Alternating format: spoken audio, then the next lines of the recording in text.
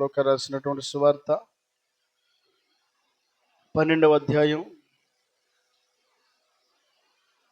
లోక రాసినటువంటి సువార్త రాత్రి 14వ అధ్యాయాన్ని పరిశీలన చేయడానికి దేవుడు కృపించాడు. ఈ ఉదయకాలం 12వ అధ్యాయంలో ఉన్న కొన్ని విషయాలు జ్ఞాపకం చేసుకుందాం. మొదటి వచనం చదువుకుందాం. అంతలో ఒకరినొకడు త్రొక్కుకొనున్నట్లు వేల కొలది జనులు కూడినప్పుడు ఆయన తన శిష్యులతో మొదట ఇట్లని చెప్పసాగెను. పరిసయ్యుల వేషధారణ అను పులిసిన పిండిని గూర్చి జాగ్రత్త పడుడి. చాలండి. యేసుక్రీస్తు ప్రభుల వారు 33.5 సంవత్సరాల కాలంలో జీవించినటువంటి జీవితంలో జరిగినటువంటి ఈ సంభాషణ, ఆయన బ్రతికొండగా ఆయన వెళ్ళినటువంటి ప్రదేశాల్లో పలికినటువంటి మాటలు పరిశుద్ధ గ్రంథంలో మనమందరం కూడా చదువుకోవడానికి అవకాశాన్ని దేవుడు ఇచ్చాడు. అప్పుడు ఏం జరిగిందో ఏమో అనేటువంటి అవగాహన లేని మాట దేవుడు తావివ్వకుండా అక్కడ ఏం జరిగిందో కూడా రాసి ఉంచి ఇప్పుడు ఈ కాలంలో మనం చదువుకోవడానికి కూడా అవకాశాన్ని దేవుడు ఇచ్చాడు. అంటే దేవుడు మనలను ఎంత శ్రద్ధగా పట్టించుకుంటున్నాడో గమనిస్తున్నాడు. దేవుని స్తోత్రం చెల్లిద్దాం. హల్లెలూయా. యేసుక్రీస్తు ప్రభుల వారు దేవుడు అంట అనుకునే బదులు దేవుడు ఏం చేశాడు తెలుసా? ఆయన దేవుడు అనడానికి కావలసినటువంటి రుజువులను కూడా పరిశుద్ధ గ్రంథంలో నేటి వరకు సజీవంగా ఆయన దాచి ఉంచాడు. తన శిష్యులతో పలికిన మాటలే కావచ్చు, ఆయన వెంబడించినటువంటి వారి యొక్క మాటలే కావచ్చు, మనకి వినిపించడం మాత్రమే కాదు, ఆయన పలికిన మాటలు కూడా మనం వినేటట్లుగా దేవుడు చేస్తున్నాడు. ఇప్పుడు చదివిన మాట ఎవరు పలికారు అని అంటే సాక్షాత్తు యేసుక్రీస్తు ప్రభుల వారి నోట పలికిన మాటది. ఏమని పలికాడు చదువుదాం. అంతలో ఒకరినొకడు త్రొక్కుకొనున్నట్లు వేల కొలది జనులు కూడినప్పుడు ఆయన తన శిష్యులతో మొదట ఇట్లని చెప్పసాగెను. పరిసయ్యుల వేషధారణ అను పులిసిన పిండిని గూర్చి జాగ్రత్త చెప్తున్నాడండి. యేసుక్రీస్తు ప్రభుల వారు దేవుని యొక్క స్వార్థ ప్రకటిస్తూ వెళ్తున్నటువంటి మార్గాల్లో వేల కొలది జనాలంట త్రొక్కిసలాట్లాడుతూ ఒకరినొకరు తోసుకుంటూ మొత్తానికి ఆయన వెంబడించేటువంటి బిడ్డలుగా ఆయన చుట్టూ చేరినటువంటి ప్రజలను గురించి ఆయన పలుకుతున్నటువంటి మాట జ్ఞాపకం చేసుకుంటా ఉన్నా. చుట్టూ వేల మంది ఉన్నారు. వేల మందికి ఆయన ఒక సందేశాన్ని ఇస్తున్నాడు, ఒక మాటను జ్ఞాపకం చేస్తున్నాడు, ఆయన ఉద్దేశాన్ని జ్ఞాపకం చేస్తున్నాడు, తన మనసులో ఉన్నటువంటి మంచి ఆలోచన వ్యక్తపరుస్తున్నాడు. మనము మన బిడ్డలకు ఏం చెప్తాం? జాగ్రత్తలు చెప్తా ఉంటాం. ఎక్కడికైనా వెళ్ళేటప్పుడు, లేకపోతే ఇంట్లో ఉండేటప్పుడు, ఎవరైనా వచ్చినప్పుడు ఎలా పలకరించాలో, ఎలా ఉండాలో, ఏ విధంగా అయితే బిడ్డలకు నేర్పుకుంటూ ఉంటామో, యేసుక్రీస్తు ప్రభుల వారు వెళ్ళిన ప్రతి చోటనెల్లా క్రమాన్ని నేర్పుతున్నాడు, మంచితనాన్ని నేర్పుతున్నాడు, ఎలా ప్రవర్తించాలో ఆయన ఉద్దేశాన్ని జ్ఞాపకం చేస్తూ ఉన్నాడు.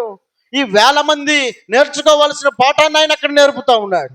వేల మంది అనుసరించాల్సిన మార్గాన్ని దేవుడు అక్కడ జ్ఞాపకం చేస్తున్నాడు.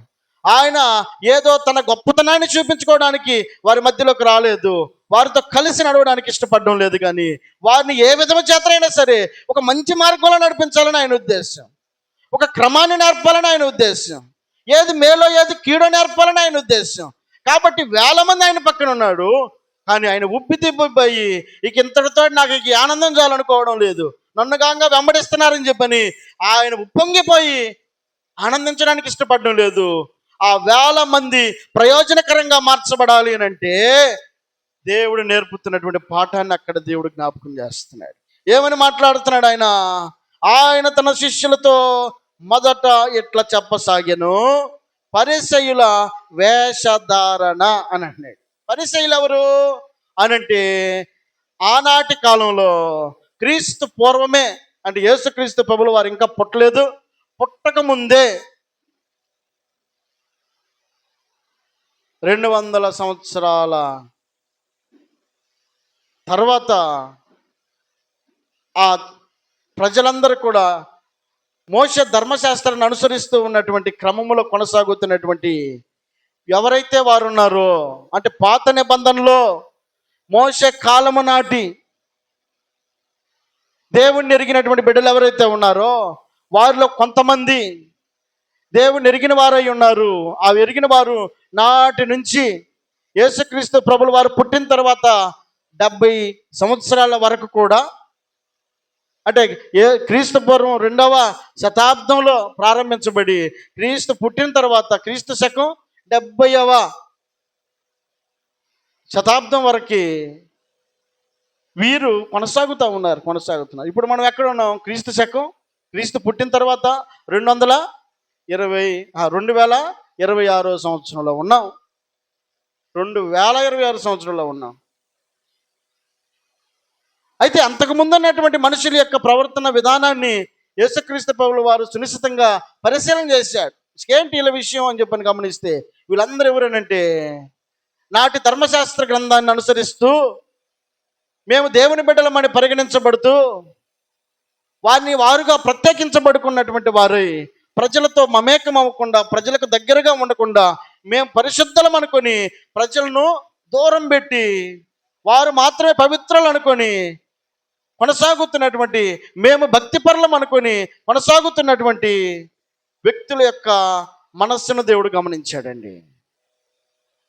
వాస్తవంగా భక్తి ఉండాలి, భయం ఉండాలి. అలా అని చెప్పనని మనమే పరిశుద్ధులమని యేసుక్రీస్తు ప్రభులు వారు ఆయన జీవించినటువంటి జీవిత కాలంలో పాపాత్మురాలు అనేటువంటి ఒక స్త్రీ, సీమోను అనబడేటువంటి వ్యక్తి ఇంటి దగ్గరికి యేసుక్రీస్తు ప్రభులు వారు భోజనం చేస్తున్నాడని వచ్చినప్పుడు అందరూ అనుకుంటున్నారు ఈమె ఇక్కడికి ఎందుకు వచ్చిందని చెప్పానని అందరి మనసులో ఉంటే, ఆమె వెళ్ళి ఆయన పాదాల మీద పడి ఆయన కాలు కడుగుతా ఉంది తన కన్నీటితోటి. వాళ్ళందరూ కూడా ఆశ్చర్యపడి ఆయన పాదాలు ముట్టుకుంటుంది అంటే ఈయన కూడా ఆమె లాంటి వాడే ఉంటాడని చెప్పని అందరూ అనుకుంటున్నారు. ఆయన ఎందుకు ఆమె పాపాత్మరాలైనప్పటికీ ఆమెను ముట్టుకోవడానికి అవకాశం ఇచ్చాడు దేవుడు అని అంటే, ఆయన త్రోసేసేవాడు కాదండి. ఆయన మనసు ఎలాంటిదేనంటే భక్తిపరుడైనప్పటికీ, పరిశుద్ధుడైనప్పటికీ, పాపుల్లో చేరక ప్రత్యేకంగా ఉన్నవాడని పిలువబడినటువంటి యేసు సైతము ఆయన పాపాత్ముల దగ్గరికి వచ్చి వారిని పరిశుద్ధులుగా మార్చగలని ఆలోచన ఆయన కలిగిన వాడై ఉన్నాడు. వీరు ఎలాంటి వారనంటే పరిసయ్యులు, మేము పరిశుద్ధులమే, మమ్మల్ని ఎవరు ముట్టకూడదు, మా దగ్గరికి ఎవరు రాకూడదు, అంత దూరంలో పెట్టి మాట్లాడేటువంటి ఈ పరిసయ్యులు స్వభావాన్ని దేవుడు జ్ఞాపకం చేస్తున్నాడు. భక్తి ఉంది కానీ ప్రేమించే గుణం లేదు, బోధిస్తున్నారు కానీ ప్రేమించే గుణం లేదు, మాటలు చెప్తున్నారు కానీ ఆ మాటలకు తగినటువంటి క్రియలు వారిలో కనబడడం లేదు. ఈ పరిసయ్యులు చేస్తున్న పని అంతటిని గమనించినటువంటి యేసు చెప్తున్నటువంటి మాట ఏమిటనంటే, పరిసయ్యుల వంటి వేషధారణ అనేటువంటి పులిసిన పిండి, దాన్ని గురించినటువంటి జాగ్రత్త మీకు ఉండాలి. పరిసయ్యులు భక్తి పరులుగానే కనపడతారు కానీ ఆ భక్తి వారికి మరకు మాత్రమే పరిమితం అనుకుని ఏమంటారు, పక్కన వాళ్ళ భక్తిని చులకన చేసి మాట్లాడుతూ ఉంటారు, పక్కన వాళ్ళ భక్తిని హేళన చేసి మాట్లాడుతూ ఉంటారు. మాది మాత్రమే భక్తి, పక్కన వాళ్ళది భక్తి కాదనుకుంటా ఉంటారు. మేము మాత్రమే పరిశుద్ధులము, పక్కన వాళ్ళు పాపాత్మలు అనుకుంటా ఉంటారు. ఇది పరిశీలకు ఉన్నటువంటి స్వభావం అండి. నాటి కాలంలోనే యేసుక్రీస్తు ప్రభువుల వారు గమనించి మాట్లాడిన మాట ఏమిటంటే, మీరు పరిశీల వంటి వేషధారణ మీలో ఉండకూడదు. వారు చెప్తారంట కానీ చేయరంట. వారు పరిశుద్ధం అనుకుంటారు కానీ పరిశుద్ధంగా ఉండరంట. అందరూ ప్రేమ కలిగి ఉండండి అంటారంట కానీ ప్రేమను వారు చూపించరంట. వారు మాటల వరకు మాత్రమే పరిమితమైనటువంటి భక్తి చేస్తున్నారు కానీ క్రియలలో ఆ భక్తి కనబడడం లేదు. ఇదంతా యేసు పరిశీలన చేసి చెప్తున్న మాట ఏమిటంటే, వేల కొలది ప్రజలు తొక్కిసలాట్లాడుతూ ఆయన చుట్టూ చేరినటువంటి ప్రజలందరినీ కూడా సరైనటువంటి మార్గాన్ని చూపించాలని ఆయన ఆశపడి ఆయన మాట్లాడుతున్న మాట ఏమిటంటే, మీరు పరిశీల వంటి వేషధారణ మీలో ఉండకూడదని అంటున్నాడండి. ఉండకూడదు.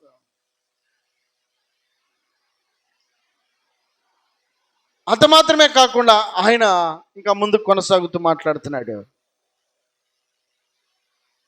2వ వచనం, మరుగైనదేదియు బయలుపరచబడకపోదు, రహస్యమైనదేదియు తెలియబడకపోదు. అందుచేత మీరు చీకటిలో మాట్లాడుకునేవి వెలుగులో వినబడును, మీరు గదుల యందు చెవిలో చెప్పుకున్నవి మిద్దెల మీద చాటింపబడును. ఏమంటాడు అక్కడ? పరిశీల వంటి వేషధారణ, పరిశీలకు ఉండేటువంటి స్వభావం ఏంటంటే పైన ఒకటి లోపల ఒకటి వారి యొక్క జీవితంలో కనబడతా ఉంది. పైకేమో భక్తి పరులుగా కనబడుతున్నారు, లోపలేమో భక్తిహీనంగా జీవిస్తూ ఉన్నారు. ఇది పరిసయ్యుల యొక్క భక్తిగా వారు దేవుడు జ్ఞాపకం చేస్తున్నాడు. అది పులిసిన పిండితో సమానమని ఆయన అంటున్నాడు. పవిత్రులమని వాళ్ళు అనుకుండా వచ్చేమో కానీ అది అపవిత్రమని ఆయన అంటున్నాడు. ఏమని చెప్తున్నాడు? ఇదిగో మరుగైనదేదియు బయలుపడక పోదు. మరుగైనది దాచిపెట్టుకునేటువంటి స్వభావం, పైకి కనబడేది ఒకటి, లోపల ఉండేది మరొకటి. 2 రకాల ద్వంద్వ స్వభావాలు కలిగినటువంటి మనుషులు అక్కడ ఉన్నటువంటి పరిస్థితుల యొక్క భక్తిని ఆయన మాట్లాడుతున్నాడు. ఇది అలాంటి భక్తి జీవితంలో మీరు కొనసాగవద్దు, అది పులిసిన పిండితో సమానం. అది మరుగైనది ఏది కూడా దాచిపెట్టబడకుండా ఉండదు. ఒకరోజు మిద్దెల మీద అది చాటింపు వేయబడుతుందట. వారు అనుకున్నారు ఎవరు చూడడం లేదు, మేము ఇంట్లో మాట్లాడింది ఎవరు చూడడం లేదు, నా మనసులో అనుకుంది ఎవరు చూడడం లేదు అని అనుకుని పరిసయ్యులు పైకి మాత్రం ఆర్భాటం కనపడుతున్నారు, కానీ లోపల మాత్రం వారు మాట్లాడిన మాటకు తగినటువంటి క్రియలు వారు కనబడడం లేదు. కాబట్టి పరిసయ్యులు లాగా మీరు ఉండొద్దు అని అంటూ మాట్లాడుతున్నాడు. ఆయన అంటాడు, మీరు చీకటిలో మాట్లాడుకునేవి వెలుగులో వినబడును. కీర్తనకారుడు ఏమంటాడు? దేవా, మేము సముద్ర పగాధంలోకి వెళ్ళినా నువ్వు మమ్మల్ని చూస్తున్నావు, చీకట్లో దాక్కున్నా కూడా నీకు పగటి వలే వెలుగు కనపడుతుంది. మేము ఎక్కడ కూర్చున్నా నీకు కనపడుతున్నావు, ఎక్కడ పడుకున్నా నీకు కనపడుతున్నావు, ఏం మాట్లాడినా నీకు కనపడుతున్నావు. అసలు మాట్లాడకుండా మౌనంగా ఉన్నా కూడా మాట నాలుకకు రాకమునిపే మా మనసులో ఏముందో కూడా మొత్తం నువ్వు చెబుతున్నావు. అంటే ఆయన ఎవరు? పరిశీలన చేసేటువంటి దేవుడు, ఆయన గమనించేటువంటి దేవుడు, ఆయన ప్రతిదీ కూడా గమనించగలిగిన వాడై ఉన్నాడు. ఈ విషయాన్ని పరిశీలన గమనించడం లేదు. అక్కడ ఉన్నటువంటి వేల కొలది ప్రజలకు ఆయన ఇస్తున్నటువంటి మాట ఏమిటనంటే, చెప్తున్న మాట ఏమిటనంటే, ఇదిగో పరిశీలన ఆ విధంగా జీవిస్తున్నారు, కానీ మీరు మాత్రం అలాగా ఉండదు. అలాగ జీవించడానికి వీళ్ళు. ఎందుకనంటే నిన్ను నన్ను నిర్మించినటువంటి దేవుడు, మనల్ని పరిశీలన చేయగలిగిన వాడు, మనల్ని పరీక్షించగలిగిన వాడు, మనం ఎక్కడున్నా ఏం చేసినా ఎలా ఉన్నా అన్నిటినీ గమనించేవాడు ఆయన. ఆయన నుండి మనం తప్పించుకోలేమన్న విషయాన్ని ఆయన తెలియపరుస్తున్నాడండి. దీని స్తోత్రం చెల్లిద్దాం. హల్లెలూయా. కాబట్టి ఇక్కడ ఒక మాట అంటాడు 4వ వచనంలో, నా స్నేహితులైన మీతో నేను చెప్పినదేమనగా, దేహమును చంపిన తర్వాత మరేమీ చేయనేరని వారికి భయపడకుడి. ఎవరికి మీరు భయపడవలనో మీకు తెలియజేతును. చంపిన తరువాత నరకములో పడద్రోయ శక్తి గలవానికి భయపడుడి, ఆయనకే భయపడుడని మీతో చెప్పుచున్నాను. ఈ భూలోకములో ఉండగా దేనికి మనం భయపడతా ఉంటాం? ఈ భూలోకంలో ఉండగా మనకున్నటువంటి ప్రాణాన్ని కాపాడుకోవడానికి మనం ఎందరెందరికో లోపడతా ఉంటాం, భయపడతా ఉంటాం. వాళ్ళను అనుసరించి నడవడానికి మనం ఇష్టపడతా ఉంటాం. వాస్తవంగా ఈ భూమి మీద ఉన్నప్పుడు మనకున్నటువంటి శేషకాలము కొద్దిగా అయినప్పటికీ, అది తాత్కాలికమే అయినప్పటికీ, అవసరమైతే దేవునికైనా భయపడకుండా ఉంటాం, కానీ మనుషులకు మాత్రం ఎక్కడొక చోట భయపడతాం. భర్తకో, లేకపోతే ఆఫీసర్స్కో, లేకపోతే మేస్త్రికో, లేకపోతే యజమానికో, రైతుకో, ఎక్కడొక చోట ఏదో ఒక విషయంలో నువ్వు చూపించేటువంటి ఆ భయము. ఈ ఉదయకాలం దేవుడు జ్ఞాపకం చేస్తున్నాడు, వాస్తవంగా నువ్వు భయపడుతున్నావు మంచిదే, కానీ దేవుడు అంటాడు, ఇదిగో నీవు భయపడేటువంటి వ్యక్తులు ఈ భూమి మీద ఉండగా వారి మాటను అతిక్రమిస్తే నీ ప్రాణాన్ని ఒకవేళ తీయిచ్చాము, అంతటితోటి వారి పని అయిపోతుందని చెప్పారు అనుకుంటున్నారు. అసలు నువ్వు భయపడాల్సింది ఎవరికో తెలుసా? ఈ భూమి మీద ఉండగా నీ ప్రాణమును మాత్రమే తీయగలిగినటువంటి వ్యక్తులకు కాదంట. ఎవరికి? నరకములో పడద్రోయ శక్తి కలిగిన వానికి మీరు భయపడండి. అది అంటే మన శరీరం మాత్రమే ఈ భూమి మీద అంతమందించగలిగినటువంటి మనుషులకు మనం భయపడుతున్నాం. కానీ దేవుని యొక్క వాక్యం సెలవిస్తున్న మాట ఏమిటంటే, ఇదిగో నరకము పరలోకం అనేది ఒకటి ఉంది. ఈ భూమి మీద నీవు ప్రాణం విడిచిన తర్వాత ఆ రెండింటిలో కూడా ఎటు పంపాలో, ఏ మార్గానికి పంపాలో ఒక ఆయన ఉన్నాడు. ఆయనకి మీరు భయపడండి అని చెప్పనని యేసుక్రీస్తు ప్రభువుల వారు తెలియపరుస్తున్నాడు. దేనికి స్తోత్రం చెల్లిద్దాం. హల్లెలూయా. నేర్చుకోవాల్సినటువంటి మూల సత్యాలను యేసుక్రీస్తు ప్రభువుల వారు అక్కడ ఉన్నటువంటి వేల కొలది ప్రజలకు జ్ఞాపకం చేస్తున్నాడు. ఒకవేళ మనుషులకి నువ్వు భయపడతా ఉంటే ఆ మనిషిని ప్రాణం మాత్రమే తీయగలడు. కనబడుతున్నటువంటి వృత్తాంతము ఆదికాండం 4వ అధ్యాయంలో మనం చూసినప్పుడు హేబేలుని కయ్యూని ఏం చేశాడు? ఓర్చుకోలేక ఏం చేశాడు? చంపేశాడండి, ప్రాణం తీసేశాడు. కానీ తన యొక్క ఆత్మ ఎక్కడికి వెళ్ళింది? అతడు నీతిమంతుడని దేవుడు పరిగణించి నిత్య రాజ్యంలోకి దేవుడు చేర్చుకున్నాడు. దీని స్తోత్రం చెల్లిద్దాం. హల్లెలూయా. ఇక్కడ ఈ భూమి మీద ఉండగా తన కోపం ఏం చేసింది? కయ్యూని యొక్క కోపము తన తమ్ముడు ప్రాణం తీసేసింది. కానీ తన ఆత్మను ఏ మార్గానికి పంపగలడో ఆ దేవునికి ఈ భూమి మీద ఉండగా భయపడినటువంటి హేబేలు యొక్క ఆత్మను దేవుడు తన యొద్దకు చేర్చుకున్నాడండి. దేని స్తోత్రం చెల్లిద్దాం. హల్లెలూయా. అందుకే దేవుడు అంటున్న మాట ఏమిటంటే, ఈ భూమి మీద నీవన్నిటికీ భయపడతావు. నీ పైన ఉన్నటువంటి అధికారులకు కావచ్చు, నువ్వు పని చేస్తున్నటువంటి ప్రాంతంలో ఉన్నటువంటి ఎవరికైతే నువ్వు భయపడతా నువ్వు ఉన్నావో, ఇదే భయాన్ని కనుక దేవుని యందు చూపిస్తే ఎట్లా ఉంటుంది? ఇది దేవుడు అనేది.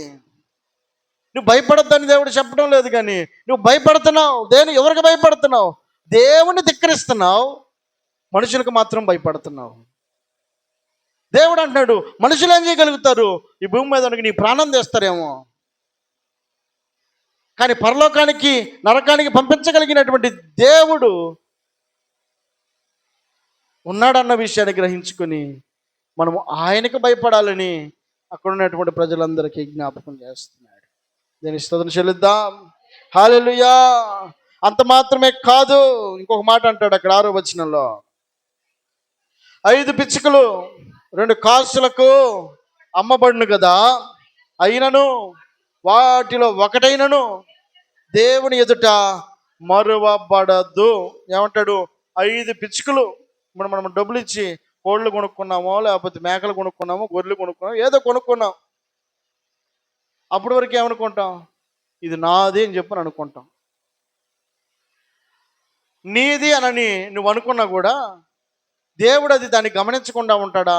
దాన్ని పరిశీలన చేయకుండా ఉంటాడా? కనబడుతున్నటువంటి సకల చరాచర సృష్టిని సృష్టించినటువంటి సృష్టికర్త ఆయనే అయి ఉన్నాడన్న విషయాన్ని దేవుడు జ్ఞాపకం చేస్తూ మాట్లాడుతున్నాడు. నువ్వు నీ దగ్గర డబ్బులు ఉన్నప్పుడు నువ్వు తీసుకెళ్ళి 5 పిచ్చుకలు కొనుక్కొని నీ దగ్గర దాచిపెట్టుకోవచ్చావు, కానీ నువ్వు కొన్నటువంటి పిచ్చుకలను కూడా పరిశీలన చేయగలిగిన వాడు ఆయన. అయితే దాని కింద ఒక మాట అంటాడు, దేవుని మీ తల వెంట్రుకలన్నీయు, దానిపై మాట్లాడాడు, అయినను వాటిలో ఒకటైనను దేవుని ఎదుట మరువబడదు. మీ తల వెంట్రుకలన్నీయు లెక్కింపబడి ఉన్నవి, భయపడకుడి, మీరు అనేకమైన పిచ్చుకల కంటే శ్రేష్ఠులు కారా అని అంటున్నాడు. అంటే పిచ్చుకలనే జ్ఞాపకం చేసుకున్న దేవుడు, పిచ్చుకలే ఆయన పరిశీలనలో ఉంటే నన్ను ఆయన మర్చిపోతాడా? ఆయన గమనం లేకుండా ఉంటామా? నన్ను ఎవరు పట్టించుకోవట్లేదు, నన్ను ఎవరు పిలవడం లేదనో, లేకపోతే నన్ను ఎవరు పట్టించుకోలేదనో, నా వైపు ఎవరు చూడడం లేదనో, నేను ఉన్నానన్న విషయమే తెలియదనో, లేకపోతే ఎక్కడో చోట మనం నిరుత్సాహపడతా ఉంటామండి. దేవుడు అన్నాడు, 5 పిచ్చుకల్ని ఒక వ్యక్తి కొనుక్కుంటే ఆ పిచ్చుకలు కూడా ఆయన పరిశీలనలో ఉన్నాయంట. పిచ్చుకలే పరిశీలనలో ఉంటే ఆయన రూపంలో చేసుకున్నటువంటి నిన్ను ఆయన మర్చిపోతాడా? ఆయన పరిశీలనలో ఉన్నటువంటి నీవు ఏ మాత్రం కూడా భయపడాల్సిన పని లేదు. నీవు ఆయన పరిశీలనలో ఉన్నావు, ఆయన పరిగణలో నీవు ఉన్నావు, ఆయన దృష్టిలో నీవు ఉన్నావు అన్న విషయాన్ని గమనంలోకి తెచ్చుకోవడానికి దేవుడు జ్ఞాపకం చేస్తున్నాడు. ఆయన అంటాడు కదా, మీరు అనేకమైన పిచ్చుకల కంటే శ్రేష్టమైన వారు కారా అని అంటున్నాడు. శ్రేష్టమైన వారమని దేవుడు ఏం చేశాడు? ఈ భూలోకములో మనిషి పతనమైపోతున్నాడు అని తెలుసుకుని ఏం చేశాడు? మనిషి కోసం పరలోకంలో ఉన్న దేవుడు మానవ రూపిగా ఈ భూమి మీద అడుగు పెట్టాడు.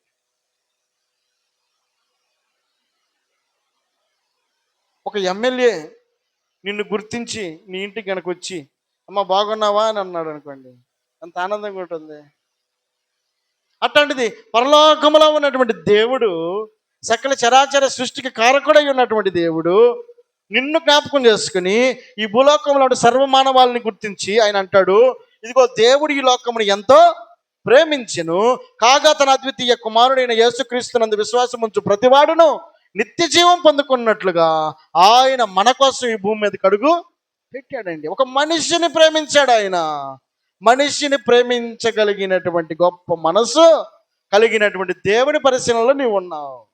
దేవుడు అంటాడు, ఇదిగో పిచ్చుకలనే జ్ఞాపకం చేసుకున్న దేవుడు, నీ కోసం తన ప్రాణాన్నే పెట్టడానికి వచ్చినటువంటి దేవుడు నిన్నెందుకు విడిచిపెడతాడు? నిన్నెందుకు మర్చిపోతాడు? నిన్నెందుకు ఆయన గమనంలో ఉంచుకోకుండా ఉంటాడు? ఇక తల వెంట్రుకలనే జ్ఞాపకం చేసుకోగలిగినటువంటి దేవుడు, ఎన్ని వెంట్రుకలు నీకున్నాయో లెక్కించగలిగినటువంటి దేవుడు. కాబట్టి ఆయన గమనంలో నీ ఉన్నావన్న విషయాన్ని జ్ఞాపకం చేసుకోవడానికి దేవుడు మాట్లాడుతున్న మాట అది. ఆయన నిన్ను మర్చిపోయేవాడు కాదు. ఆయన పరిశీలనలో నీవు నేను ఉన్నామన్న విషయాన్ని జ్ఞాపకం చేస్తున్నాడు. అందుకే ఒక మాట అంటాడు 8వ వచనంలో, నేను మీతో చెప్పినది ఏమనగా, నన్ను మనుషుల ఎదుట ఒప్పుకొని వాడేవాడు మనుష్య కుమారుడు దేవుని దూతల ఎదుట వానిని ఒప్పుకొనను. ఎక్కడ ఒప్పుకోవాలంట? మనుషుల ఎదుట ఒప్పుకోవాలండి. ఇదిగో నేను ఈరోజు సజీవంగా ఉన్నానంటే ఇదిగో ఆ దేవుని కృపయ్యా అనాలి. ఆయన లేకపోతే నేను ఎక్కడున్నానయ్యా అనాలి. ఆయనే నాకు కుటుంబాన్ని ఇచ్చినా, నాకు బిడ్డలను ఇచ్చినా, లేకపోతే నాకు ఇచ్చినటువంటి ప్రతి ఈవులు ఆయన ద్వారానే.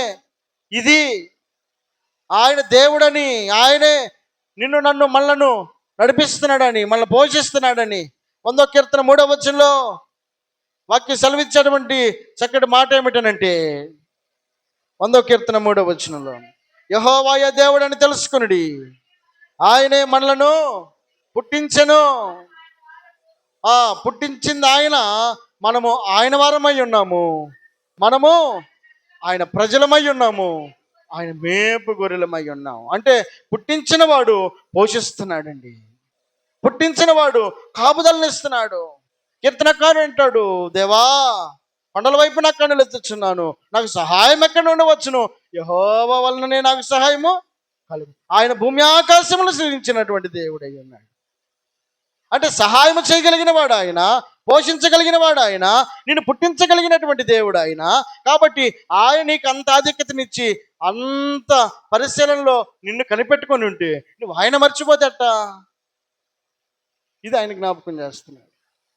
పిచ్చుకలు జ్ఞాపకం చేసుకున్న దేవుడు ఎంట్రుకలను కూడా లెక్కించగలిగినటువంటి దేవుడు. మనం ఎక్కడున్నామో ఏం చేస్తున్నామో గమనించగలిగిన దేవుడు. చీకటిలో గుసగుసలాడేది కూడా గమనించగలిగినటువంటి దేవుడు. ఆయన అంటున్నాడు, ఇదిగో అక్కడున్నటువంటి పిచ్చుకల కంటే మీరు శ్రేష్టమైన వారు. అంత మాత్రమే కాదు, ఇదిగో నేను మీతో చెప్పినది ఏమనగా, నన్ను మనుషుల ఎదుట ఒప్పుకొని వాడేవాడో, మనుషుల ఎదుట ఒప్పుకొని వాడేవాడో. దేవుని గొప్పతనాన్ని నీవు నేను ప్రకటన చేయాల్సిన వారమై ఉన్నాం, తెలియపరచాల్సిన వారమై ఉన్నాం. దేవుని గొప్పతనాన్ని అనేకులకు వివరించాల్సిన వారమై ఉన్నాం. అంత మాత్రమే కాదు, మన కుటుంబంలో ఉన్నటువంటి వారందరికీ కూడా దేవుని గొప్పతనాన్ని చెప్పాల్సిన వారమై ఉన్నాం. సమాజంలో అనేకులకు ఆయన గురించి తెలియపరచాల్సిన వారమై ఉన్నాం. నన్ను ఒప్పుకొని వాడెవడో అని అంటున్నాడండి. ఒప్పుకోవడం అని అంటే వాస్తవంగా నోరు తెరిచి ఒప్పుకోవడం మాత్రమే కాదు, మన క్రియల్లో కూడా ఆయన బిడ్డలమని వాళ్ళకి తెలియపరచబడాలి. ఆయన బిడ్డలమని తెలియపరచబడాలి. అది కూడా ఒక రకంగా ఒప్పుకోవడమే. ఎవరు వీళ్ళు అని అనగానే మన ప్రవర్తన, మన మాట, మన క్రియలు దేవుని జ్ఞాపకం చేసుకునేటట్లు చేయాలండి.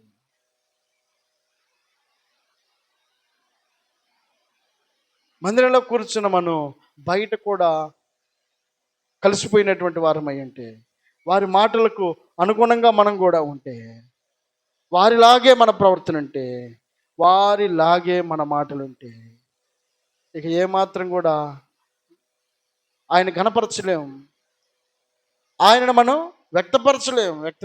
ఆయన అంటాడు, నన్ను ఒప్పుకొని వాడెవడో అని అంటున్నాడు. ఆయన ఏమై ఉన్నాడో నీవు నీ క్రియల ద్వారా అనేకులు కనపరచాలి. నీవు నీ నోటి మాట చేత ఆయన నువ్వు గొప్ప చేయాలి. ఆయన ఒప్పుకోవాలి. ఆయన చేసిన కార్యాలను మనం ఒప్పుకోవాలి. ఆయన మంచితనాన్ని మనం ఒప్పుకోవాలి. అపోస్తలులైనటువంటి పేతురు గారు యేసుక్రీస్తు ప్రభుల వారు బతికున్న టైంలో, ఆ పేతురు నువ్వు నన్ను ప్రేమిస్తున్నావా అని అంటే, నువ్వు అడిగే మాటకి ఏమన్నా అర్థం ఉందయ్యా? నాకంటే ఇంకెవరు ఎక్కువ ప్రేమిస్తున్నారు, ఒకసారి పరిశీలన చేయి. రెండోసారి అడిగాడు, పేతురు నిజం చెప్పు, నువ్వు నన్ను ప్రేమిస్తున్నావా? ఇదిగో ఆ మాట అంటే నేను ఒప్పుకోను, ఇంకొకసారి మాత్రం అట్ట అనద్దు, నా పోసిన కూడా నువ్వే అని అన్నట్టుగా మాట్లాడాడు. మూడోసారి కూడా అడిగాడు. ఇక చిరాకు పడి, అయ్యా ఇక నువ్వు పొద్దుగూకులు ఇట్లా అడిగితే కుదరదు, నేను నిన్ను ప్రేమిస్తున్నానని చెప్పాను అన్నాడు. తీరా చూస్తే ఆయన సిలువ వేయడానికి తీసుకెళ్తుంటే, పేతురు ఇదిగో ఇతను కూడా శిష్యుల్లో ఒకడు కాడా అని అంటే, అబ్బే నాకేమో తెలియదు అని చెప్పాను అంటాడు. మరొక చోటుకి వెళ్ళి కూర్చుంటే, నాకు తెలియదు ఆయన ఎవరు అని అంటాడు. మరొక చోటుకి వెళ్తే నాకెవరో తెలియదు అని అంటాడు. 3 సార్లు కూడా నాకు తెలియదని బొంకినటువంటి పేతురు స్వభావం నీలో నాలో ఉండకూడదని దేవుడు జ్ఞాపకం చేస్తున్నాడండి. ఆయన బిడ్డలమని పరిగణించబడుతూ ఆయన యొక్క పరిశీలనలో ఉండి కూడా దేవుని ఎరిగినటువంటి బిడ్డలైనటువంటి మనం ఎలా ఉండాలి? ఆయనను మనం ఒప్పుకునే వారమై ఉండగలిగితే ఏమంటాడు ఆయన? నన్ను మనుషుల ఎదుట ఎవడు ఒప్పుకొనునో, మనిషి కుమారుడు దేవుని దూతల ఎదుట వానిని ఒప్పుకొనును. మనం ఇక్కడ ఆయన ఒప్పుకుంటే, అక్కడికి వెళ్ళిన తర్వాత ఆయన అక్కడ ఒప్పుకుంటాడు. ఇక వీళ్ళు నా బిడ్డలని చెప్పని ఆహ్వానిస్తాడండి. ఎక్కడ మనం పట్టించుకోవాలా, ఆడికి వెళ్ళిన తర్వాత కూడా పట్టించుకోడు ఆయన. ఇక్కడ మనం అవకాశం ఇలా ఏసంటే ఎవరో తెలియదు అన్నట్టుగా పక్క పక్కన తిరుగుతున్నాం. ఆడికి వెళ్ళిన తర్వాత వీడు చూడగానే ఆయన ఆహ్వానిస్తాడు అనుకుంటామేమో. ఇక్కడ చేసిందే అక్కడ ప్రతిఫలాన్ని పొందుతాం, ఎక్కడ విత్తిందే అక్కడ పంటను కోస్తాం. ఇక్కడ ఏదైతే మనం ఆయన నిమిత్తమై పనిచేస్తున్నామో తప్పక అక్కడ ఆయన జ్ఞాపకం చేసుకుంటాడు. ఇక్కడ దేవుడు అంటున్నాడు, ఎవడు తన నోటితో నన్ను గురించి ఒప్పుకొనునో వానిని నేను దేవుని దూతల ఎదుట నేను ఒప్పుకుంటాను అని అంటున్నాడు. ఇక్కడ భక్తి కలిగి జీవించినటువంటి ఎవరు? హేబేలు అక్కడికి వెళ్ళిన తర్వాత దేవుని చేత గణపరచగలిగాడు. ఇక్కడ మనం ఏదైతే విత్తుతామో ఆ పంటను ఖచ్చితంగా పరలోకంలో వస్తామండి. ధనవంతుడు ఇక్కడ దేవుడు అంటే ఎవరో తెలియదు అన్నట్టుగా బతికాడు. లాజరేమో దేవుని యందు భయభక్తులు కలిగి బతికాడు. స్థితిగతులు ఈ భూమి మీద తనను సుస్థిరం చేయలేకపోయినా కూడా ఒకవేళ ఒకనొక రోజు ఇద్దరు కనుమరుగైపోయారు. కానీ పరలోకంలోకి వెళ్ళిన తర్వాత ఒక వ్యక్తి ఏమో నరకంలో ఉన్నాడు, మరొక వ్యక్తి ఏమో అబ్రహాం కుడి పరసను కూర్చొని ఉన్నాడు. స్థానాలు మారిపోయినాయి, స్థితిగతులు మారిపోయినాయి. ఇక్కడ స్థానాలు తారుమారైనట్టే అక్కడ కూడా స్థానాలు తారుమారైనాయి. ఇక్కడ దేవుని గురించి అవగాహన కలిగినటువంటి లాజరేమో దేవుని కుడిపరచున, అబ్రహాం కుడిపరచుని కూర్చోడానికి దేవుడు అవకాశం ఇచ్చాడు. ఇక్కడ ఆయన ఎవరో నాకు తెలియదని ప్రవర్తించినటువంటి ఈ ధనవంతుడు చలామణి అవ్వడానికి అవకాశం ఉంది, కానీ అక్కడికి వెళ్ళిన తర్వాత కుదరలేదు. అక్కడెక్కడున్నాడు? నిత్య నరకాగ్నిలో కూర్చున్నాడండి. కాబట్టి దేవుని యొక్క వాక్యము ఈ ఉదయకాలం జ్ఞాపకం చేస్తున్నటువంటి చక్కటి మాట. ఆయన అంటాడు, నేను మీతో చెప్పున్నదేమనగా నన్ను మనుషుల ఎదుట ఒప్పుకుని వాడేవాడో మనిషి కుమారుడు దేవుని దూతల ఎదుట వానిని ఒప్పుకొనును. ఇక్కడ మనం చేసిన పని అక్కడ మన కోసం ఆయన చేస్తాడు. మనం ఇక్కడ ఆయన కోసం తెగిస్తే అక్కడ మన కోసం ఆయన తెగించడానికి ఇష్టపడతాడు. దేవునికి మహిమ కలుగును గాక. హల్లెలూయా. కాబట్టి చేయాల్సినటువంటి పని నీవు నేను మనం ఈ భూమి మీద ఉన్నప్పుడు దేవునికి ఇష్టమైనటువంటి బిడ్డలుగా, దేవుడు తెలియపరిచినటువంటి మార్గాల్లో నడుస్తున్నటువంటి బిడ్డలమై ఉండినట్లుగా నీవు నేను చేయడానికి ఇష్టపడగలిగితే దేవుడు తప్పక ఆయన మనలను దీవించగలుగుతాడు. ఆయన మనలను ఆశీర్వదించగలుగుతాడు. ఆయన మనలను హెచ్చించగలుగుతాడు. ఈ భూమి మీద ఉన్నప్పుడే మనం చేయాల్సినటువంటి పని ఆయనకు అనుగుణంగా మనం జీవించాల్సిన వారమై ఉన్నాం. ఇదిగో పరిశీల వంటి వేషధారణ నీలో నాలో కనబడడానికి ఆయన ఇష్టపడడం లేదు. ఇదిగో వారు చేస్తున్నారు కానీ వాళ్ళ చేయకూడదని అంటున్నాడు. పైన ఒకటి లోపల ఒకటి భక్తిని నువ్వు కనపరుస్తుంటే, పైన ఒకటి లోపల ఒకటి నువ్వు కనుక కలిగిన వ్యక్తి అయి ఉంటే, ఇంట్లో ఒకటి బయట ఒకటి కలిగిన వ్యక్తి అయి ఉంటే, మందిరంలో ఒకటి లోకములో ఒకటి నువ్వు కలిగినటువంటి వ్యక్తి అయితే